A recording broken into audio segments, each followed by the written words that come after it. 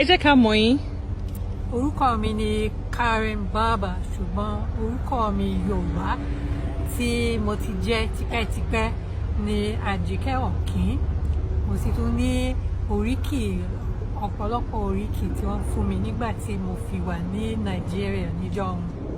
Ẹ sọ fún mi nípa ìgbà tí wà ní Nàìjíríà tẹ́ fi ń ṣe olùkọ́. Mo kọ́kọ́ lọ sí Nàìjíríà láti ṣe akẹ́kọ̀ọ́.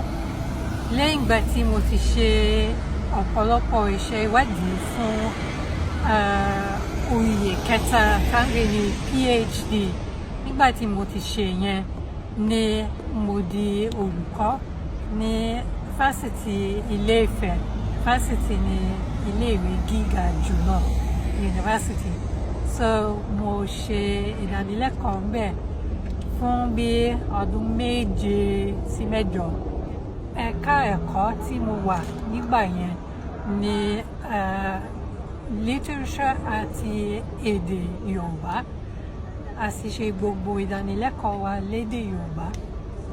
Gbogbo ìwé àròkọ tí àwọn akẹ́kọ̀ọ́ kọ, èdè Yorùbá ni wọ́n ń lò. Gbogbo ìpàdé tí a ṣe bí staff meeting, Yorùbá la lò. So ó jẹ́ àǹfààní pàtàkì fẹ́mi láti máa kọ́ Yorùbá sí i. Kí ni ìmọ̀ràn tẹ́ máa fún àwọn ọmọ Yorùbá ní gbogbo àgbáyé nípa ká máa kọ́ Yorùbá, ká máa sọ Yorùbá, ká máa kọ́ Yorùbá?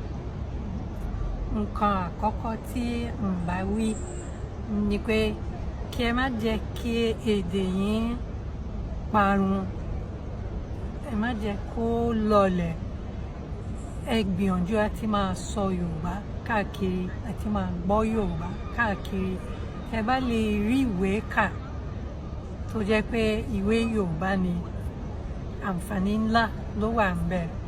Àti pé ẹ bá lè wo fídíò, fún àpẹẹrẹ eré orí ìtàgé, fídíò drama lédè Yorùbá, àǹfààní pàtàkì nìyẹn láti túbọ̀ máa jẹ́ kí èdè yín pọ̀ sí i.